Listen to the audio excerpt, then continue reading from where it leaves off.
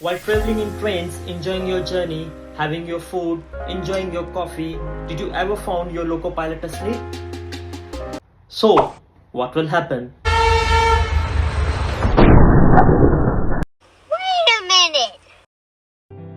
Train has a vigilance control device which monitor the alertness of the driver through a multi-resetting system, which gets reset by normal operational activities of the crew.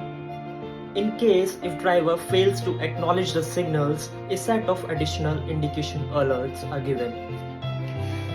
Even failing to respond, these additional alerts will start automation application penalty breaks, which save your train journey. For these kind of information and facts, please like and share. Do you know?